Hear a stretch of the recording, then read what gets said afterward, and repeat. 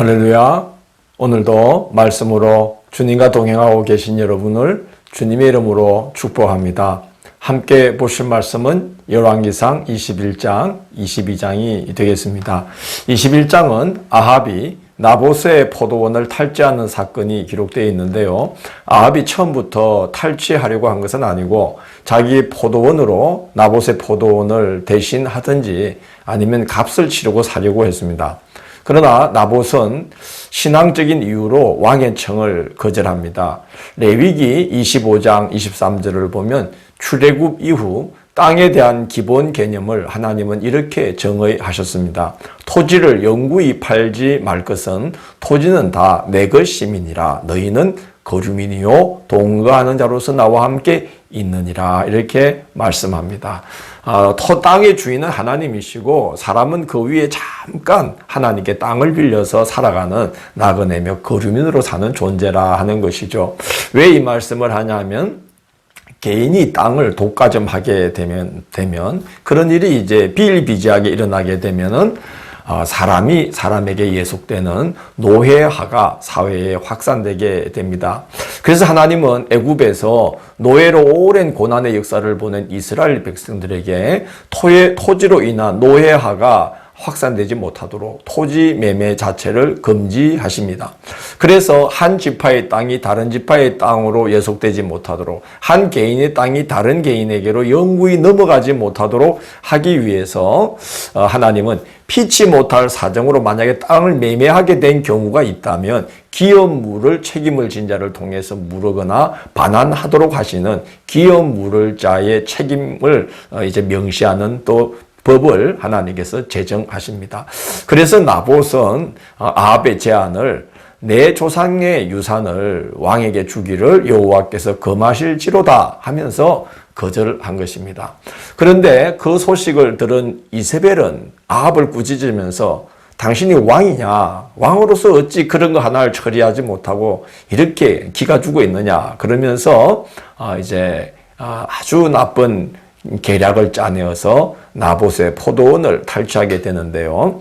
나봇이 하나님과 왕을 저주했다고 모략을 하고 거짓 증인을 세워서 나봇을 그 성 중에서 그의 성 안에서 그의 이웃들의 손을 빌려서 돌로 쳐 죽이는 그런 끔찍한 만행을 저지릅니다. 이세벨의 죄악을 우리가 가볍게 볼 수 없는 건 이세벨은 율법을 근거로 해서 나봇을 정죄하고 또 율법이 정한 과정을 거쳐서 처벌의 정당성을 확보한 후에 율법에 기록된 방법대로 처형을 하는 것입니다. 하나님의 이름을 망령되게 하되 하나님께서 심히 무시당할 정도로 하나님을 모독한 것입니다. 하나님께서 엘리야를 보내어서 아합의 집안이 여로보암과 바아사 집안처럼 말갛게 썰어버림을 당하게 될 것이며 개들이 나봇의 피를 핥은 곳에서 너의 몸의 피도 핥으리라고 경고하십니다. 심판을 경고받은 아합은 배로 몸을 동이고 금식하면서 풀이 죽어 지냅니다. 근데 하나님은 회개하는 그 모습을 보시고 그의 집안을 멸절케 하리라고 하신 그 재앙을 아합 당대에는 내리지 않으시고 그 아들 때에 이행하기로 이제 해 주십니다. 참 아합 같은 그런 악한 자라도 회개하면 하나님께서 은혜를 베푸실 정도로 하나님의 자비하심은 한량이 없으시구나 하는 것을 보게 됩니다. 22장은 하나님께서 신묘막측하신 방법으로 아합을 심판하시는 내용이 기록되어 있습니다. 아람의 베나닷 왕이 앞선 이제 두 전투에서 이스라엘에게 패배한 후에 약조하기를 그의 아버지가 아합의 아버지 오므리 때에 강점했던 성읍들을 돌려주기로 이제 해놓고서 반환하지 않자 전쟁을 해서라도 길랄 라못을 되찾으려고 하게 됩니다. 그 군사력을 더 강화하기 위해서 사돈지간인 남유다 왕국의 여호사밧 왕에게 전쟁 동참을 요청해서 남유다와 북이스라엘 연합군을 형성해서 이제 아람과 전쟁을 하게 됩니다. 처음에 1차 전투, 2차 전투 때는 뭐 이스라엘의 군사력이 아람의 군사력에 훨씬 못 미쳤어요. 그래도 하나님께서 이제 승리를 주셨습니다. 그래서 이제 이 아합은 뭐 연합군까지 형성을 했으니까 자신만만하게 전쟁을 이제 준비하면서 이제 전쟁을 계획하고 있는데, 또 거짓 선지자들, 왕궁 선지자들은 하나님께서 승리를 주실 것이라고 막 예언을 하고, 그 대표격인 시드기야는 철로 된 뿔을 만들어서 왕이 나가서 이런 모습으로 아람을 쳐부실 것이라고 하면서 아합에게 이제 용기를 막 북돋아주는 거짓 예언을 합니다. 근데 여호사밧이 딱 보니까 이 왕궁 예언자들은 뭐 그냥 거짓을 말하고 있다는 게 눈에 탁 드러나니까 아합에게 참된 선지자가 어디 있느냐, 하나님의 뜻을 물을 선지자가 있다면 한번 불러서 묻고 싶다. 그래서 이제 아합이 선지자 미가야를 부르게 됩니다. 근데 오늘 22장에 보면 이 미가야가 이제 하늘에서 벌어지고 있는, 하나님이 하늘의 보좌에 탁 앉으시고 그 주변으로 천군 천사들이 하나님을 호위하고 계신 중에 하늘에서 회의를 주재하고 계신 모습을 이제 아합에게 이야기해 줍니다. 말하자면 하늘에 어전 회의, 하나님이 왕이 되셔서 회의를 하는 어전 회의를 이제 미가야가 실황 중계를 하는 것처럼 이렇게 이야기를 해주게 되는 겁니다. 어전회의 주제가 뭐냐 하면, 누가 아합을 꿰어서 길랄 람못에서 죽게 할 것인가 하는, 그게 어전회의 주제라고 미가야가 말을 해주는 거죠. 그러니까 이제 아합은 이제 죽게 되는 거예요.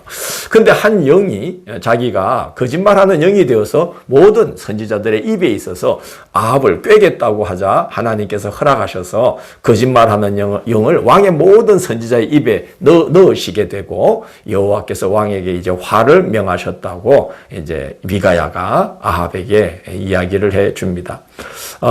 거짓 선지자들을 꿰매 넘어가서 전장터로 가면 죽음을 면치 못한다는 경고를 한 것인데, 아합은 거짓으로 승리를 장담하는 거짓 선지자들의 충동질에 따라서 전쟁에 나가게 됩니다.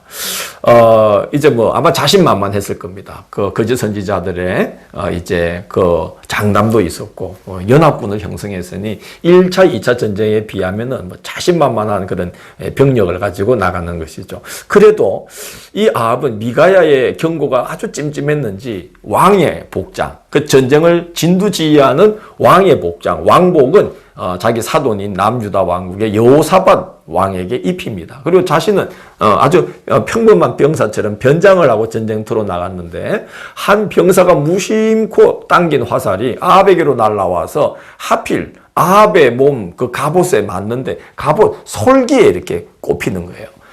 이 솔기는 갑옷을 덮는 갑주와 갑주를 연결하는 그 꿰맨 곳이에요. 그래서 화살을 막을 수가 없죠. 참 그 하나님의 그 방법. 하나님은 뭐 관역을 맞추시는데 뭐 빈틈이 없으실 거 아니겠습니까? 실수하지 않으시죠. 정확하게 그 솔기로 화살이 날아가도록 하셨어요. 우연히 이제 무심코 어떤 병사가 쏜 화살이 그렇게 아합의 갑옷 솔기로 정확히 뚫고 들어가게 됩니다. 부상을 입고 급히 피신하려고 했는데 또 이 병거들이 뒤엉킨 가운데 아합이 놓이게 되었어요. 그래서 오도 가도 못한 채 하루 종일 아람 병사들을 상대하다가 출혈이 너무 심해서 죽어버립니다. 자, 하루 종일 그렇게 칼에 맞고 창에 맞고 화살에 또 맞고 얼마나 고통스러웠겠어요. 그래서 이제 그 시체를 묻어주게 되는데, 그의 병거를 가져와서 사마리아 못에서 씻습니다. 그런데 그 사마리아 못에서 피 묻은 그 병거를 쏟을 때 개들이 아합의 피를 핥습니다. 여호와께서 나봇의 일로 인해서 엘리야를 보내어서 이제 예언하실 때 개들이 나봇의 피를 핥던 곳에서 너의 피를 핥을 것이다 라고 경고했는데 정말 그대로 되었죠. 이제 우리가 열왕기상을 다 읽게 되었습니다. 북이스라엘은 시종일관 반역이 거듭되면서 왕조를 맑게 썰어버리시는 하나님의 심판이 이행되면서 역사가 파국을 향해서 흘러가게 됩니다. 우리의 생이 하나님의 진노와 심판 중에 세월이 다 가버리는 일이 없도록 늘 겸손히 또 신실하게 하나님의 뜻을 받들어서 살아가야 되겠구나 하는 생각이 듭니다. 내일 4월 27일 화요일은 열왕기하 1장, 2장을 엘리사가 세워지다라는 제목으로 살펴보도록 하겠습니다. 오늘도 함께 해주셔서 감사합니다. 기도하겠습니다.